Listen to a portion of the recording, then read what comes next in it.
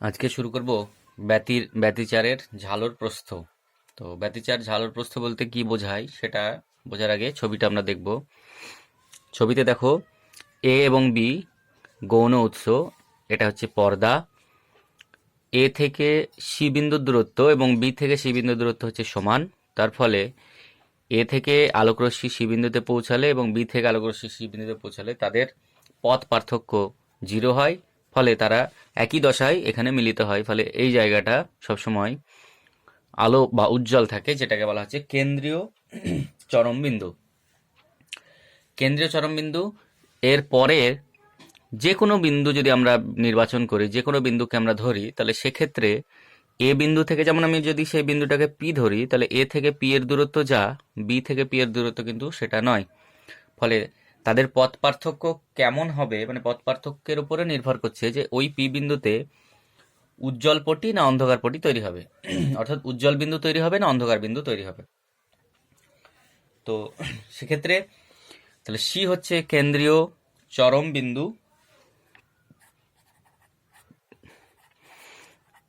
কেন্দ্রীয় চরম বিন্দু হচ্ছে সি।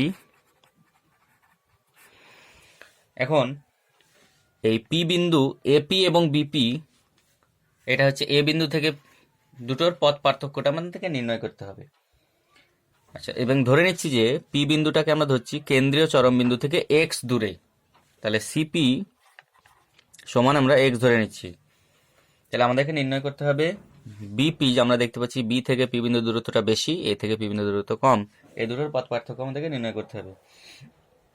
এখন বিপি স্কোয়ারের মানটা আমরা বের করব। বিপি স্কোয়ার সমান হবে,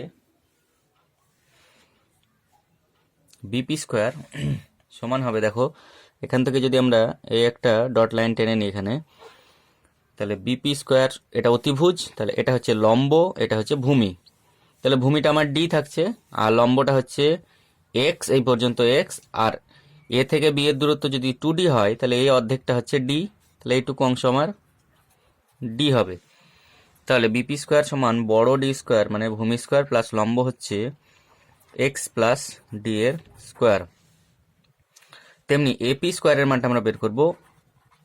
এপি স্কোয়ারের মান হচ্ছে, এখান থেকে আমরা যদি এই ডট লাইনটা টেনে নিই, তাহলে এই অংশটার দূরত্ব হচ্ছে ডি, যেটা হচ্ছে উৎস থেকে, গৌণ উৎস থেকে পর্দার দূরত্ব। তাহলে এটা ডি স্কোয়ার প্লাস আমাকে আরেকটা লাগবে এখান থেকে এই পরিমাণটা।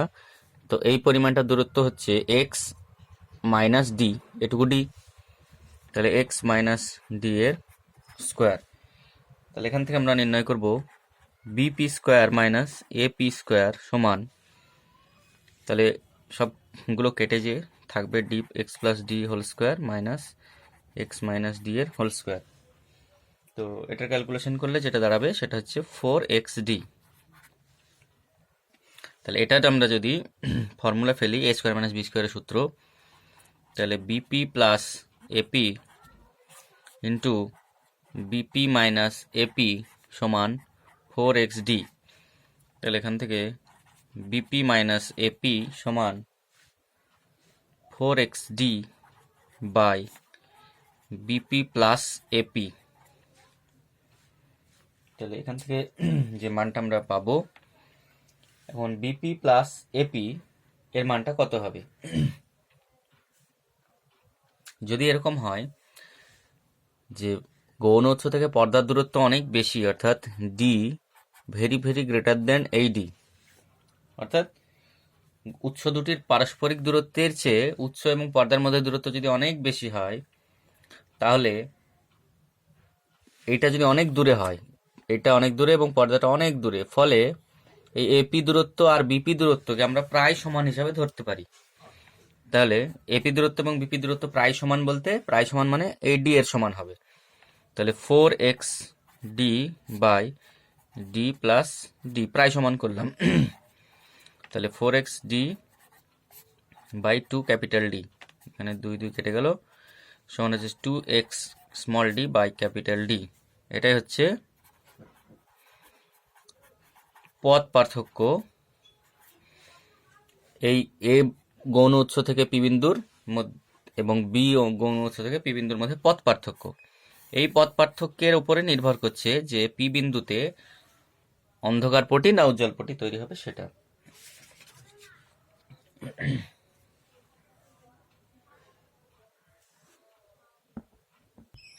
তাহলে পথ পার্থক্যের মান আমরা পেলাম 2xd/d, যেখানে ক্যাপিটাল ডিটা হচ্ছে গৌণ উৎস এবং পর্দার মধ্যে দূরত্ব, স্মল ডিটা হচ্ছে দুটো গৌণ উৎসের পারস্পরিক দূরত্বের অর্ধেক, এক্সটা হচ্ছে কেন্দ্রীয় চরমবিন্দু থেকে যে নির্ণেয় বিন্দুতে আমরা অন্ধকার না আলোক পটি তৈরি হবে সেটা নির্ণয় করছি তার দূরত্ব। এখন উজ্জ্বল পটি হওয়ার শর্ত, তাহলে n-তম উজ্জ্বল পটি হওয়ার শর্ত আমরা বের করব। তাহলে যদি n-তম উজ্জ্বল পটি হওয়ার শর্ত হলো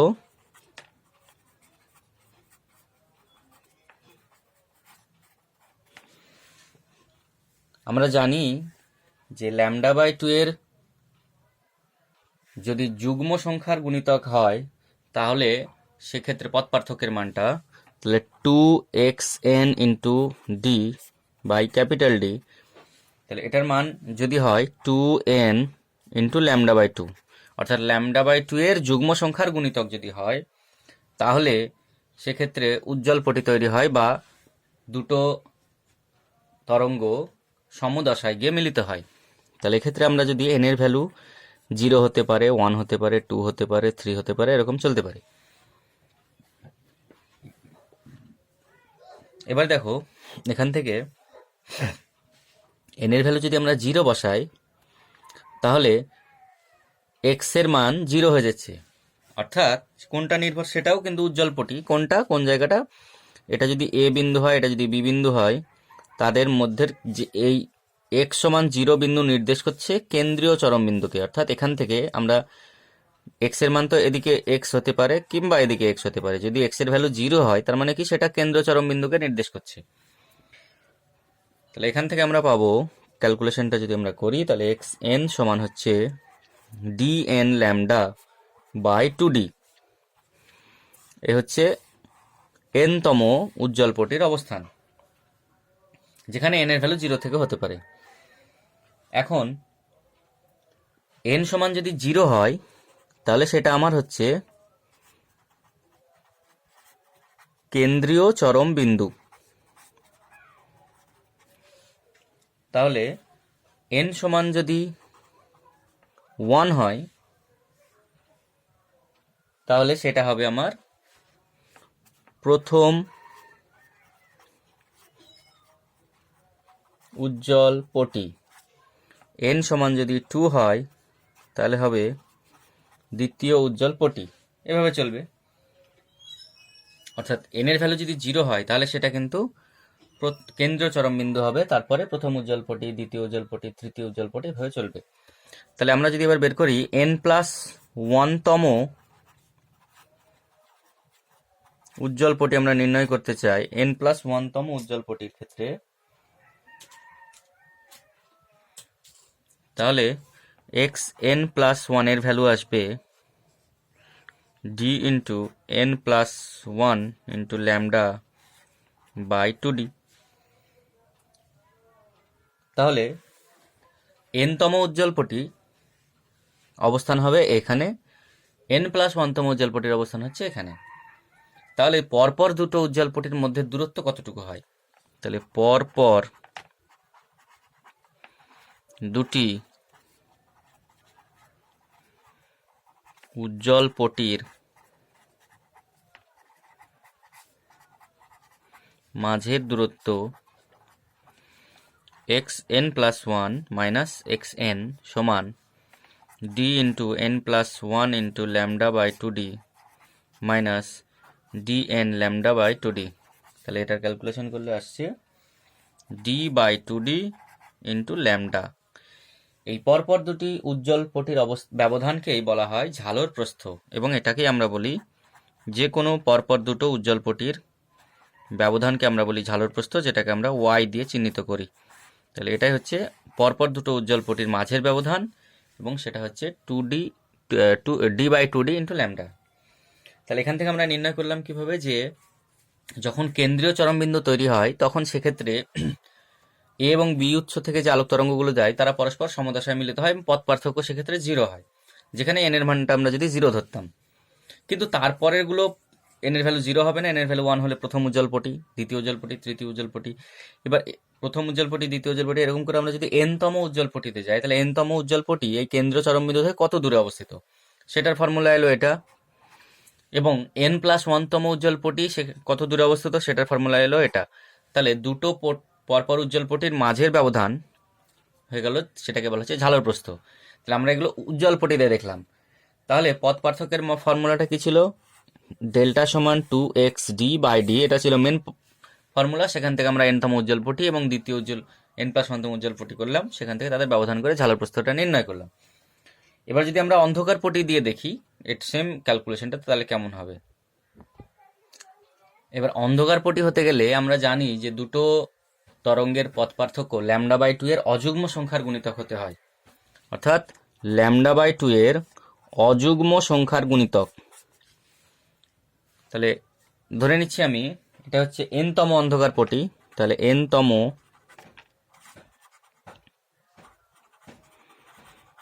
অন্ধকার পটি হওয়ার জন্য যেটা লাগবে, তাহলে 2xn ইন্টু d/d সমান 2n+1 ইন্টু λ/2। এবার এখানে আমরা λ/2 এর অযুগ্ম সংখ্যার গুণিতক করার জন্য 2n+1 কেন করলাম? n এর ভ্যালু যদি আমরা 0 করি, তাহলে দেখো এই মানটা দাঁড়াবে কত? λ/2। তাহলে λ/2 পথ পার্থক্য হলে আমরা জানি অন্ধকার হয়।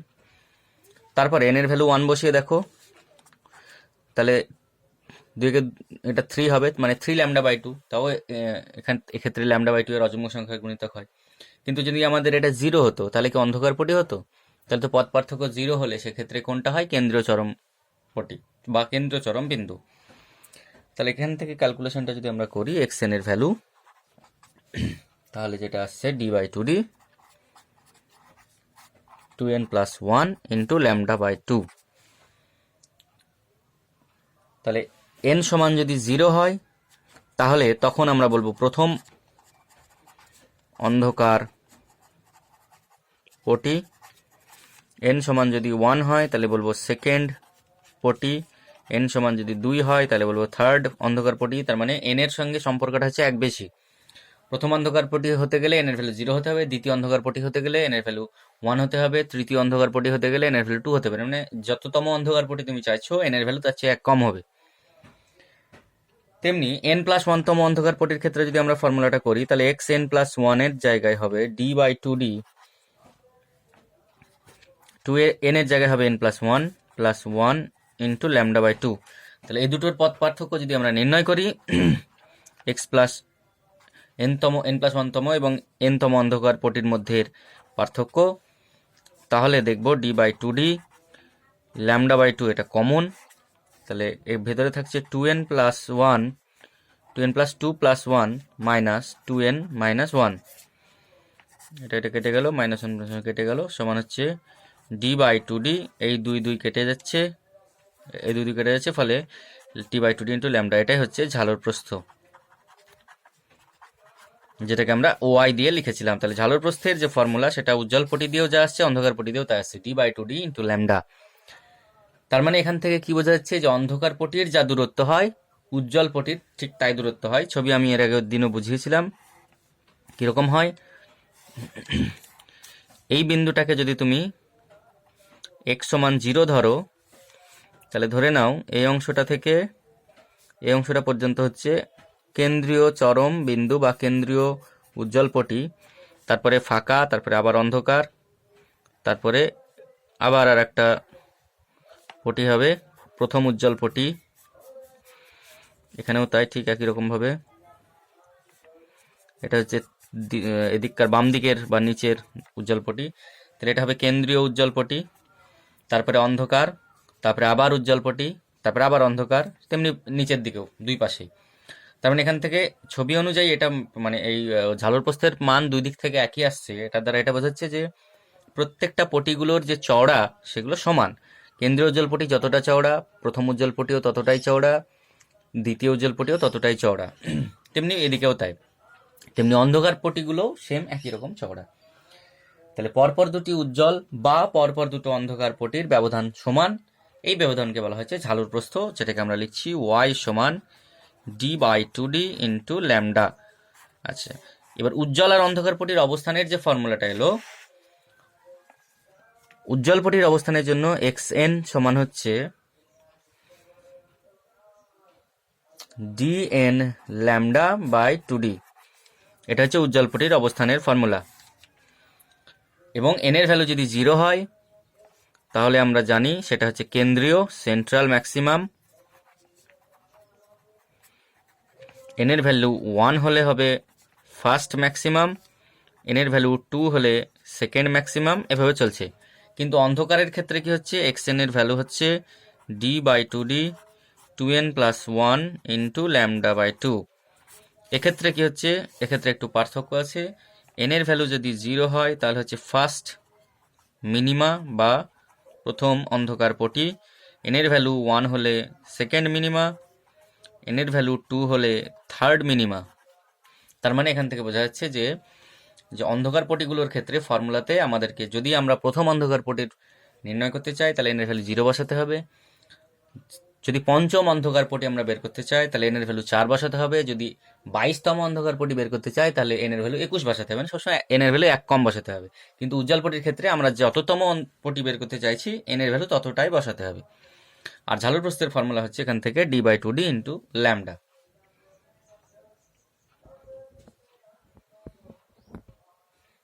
এবার ঝালরের কৌণিক বেদ আমরা নির্ণয় করতে চাই। ধরো n তম উজ্জ্বল পটি আমরা এখানে দেখছি। তাহলে n তম উজ্জ্বল পটি কেন্দ্রীয় চরমবিন্দু থেকে xn দূরে অবস্থিত। তাহলে এই কেন্দ্রীয় n তম উজ্জ্বল পটি এই বিন্দুটার সঙ্গে, ও বিন্দুর সঙ্গে কি পরিমাণ কোণ করছে থিটা, সেটাকে আমরা বলছি কৌণিক বেদ, n তম উজ্জ্বল পটির কৌণিক বেদ। তাহলে এটার ফর্মুলা, এটার জন্য থিটা n বসালাম। আর এই দূরত্বটা আমরা জানি, এই দূরত্বটা হচ্ছে d। তাহলে থিটা n, আমরা যদি থিটাটা খুব ছোট হয় তাহলে সেটাকে ট্যান থিটা বলা যায়। তাহলে ট্যান থিটা n সমান হচ্ছে লম্ব বাই ভূমি। লম্ব এই জায়গাটা হচ্ছে n তম উজ্জ্বল পটির দূরত্ব, এটি কেন্দ্রীয় চরমপটি থেকে কত, xn বাই d। তেমনি এর পরের উজ্জ্বল পটি যেটা n+1তম, সেটার দূরত্ব কেন্দ্রীয় চরমবিন্দু থেকে কতটুকু হবে, xn+1। আর এই দূরত্বটা তো d থাকছে। তাহলে এই n+1তম উজ্জ্বল পটিটা ও বিন্দুর সঙ্গে যে কোণটা করে সেটাকে আমরা বলবো থিটা n+1। তাহলে থিটা n+1 এটাকে আমরা বলতে পারি, যদি ছোট হয় তাহলে ট্যান থিটা n+1, তার মানে xn+1 বাই d।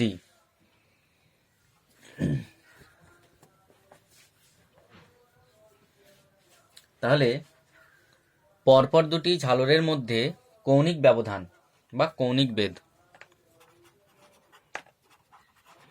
পরপর দুটি ঝালরের মধ্যে, মানে ঝালর প্রস্থ যেটা আমরা বের করছিলাম, তাহলে তার কৌণিক বেদ ঝালরের মধ্যে, কৌণিক বেদ থিটা সমান theta n+1 minus theta n। তাহলে মানটা যেটা আমরা রেখেছি xn+1,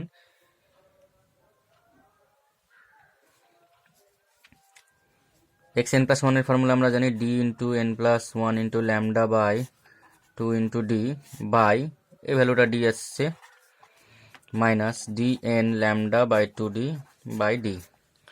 d কেটে যাচ্ছে এখানে, সুতরাং এখান থেকে যেটা আসছে ল্যামডা বাই 2d। অর্থাৎ কৌণিক বেদ যেটা, সেটার ভ্যালু আসছে, ঝালরের যেটা কৌণিক বেদ সেটা হচ্ছে ল্যামডা বাই 2d। তাহলে ঝালর বলতে কি বোঝাচ্ছে, ঝালর বলতে বোঝাচ্ছিল যে পরপর দুটো অন্ধকার পটি বা পরপর দুটো উজ্জ্বল পটির মধ্যে ব্যবধান, সেটা কোনটুকু। এখানে যদি তোমরা দেখো পরপর দুটো উজ্জ্বল পটি, এদের যদি একটা উজ্জ্বল পটি হয়, এটা যদি একটা উজ্জ্বল পটি হয়, তাহলে এখানে একটা উজ্জ্বল পটি শেষ, এখানে একটা উজ্জ্বল পটি শুরু। তাহলে এই হচ্ছে ব্যবধান, পরপর দুটো উজ্জ্বল পটির ব্যবধান এটুকু। আবার যদি পরপর দুটো অন্ধকার পটি দেখো, তাহলে এখানে একটা অন্ধকার পটি শেষ, আবার এখানে একটা শুরু, তাহলে এটাও ঝালর প্রস্থ। তাহলে এইটুকুকে আমরা বলবো ঝালর প্রস্থ হিসেবে। যে ঝালর প্রস্থ মানে হচ্ছে পরপর দুটো উজ্জ্বল পটি বা পরপর দুটো অন্ধকার পটির মধ্যে ব্যবধান। এবং ঝালর প্রস্থের ফর্মুলা দেখছি আমরা d/2d ইন্টু ল্যামডা এসছে, তার থেকে এখান থেকে বলা হচ্ছে যে যেহেতু n এর উপর নির্ভর করে না, তাই ঝালর প্রস্থ সব জায়গায় একই বেধের হবে।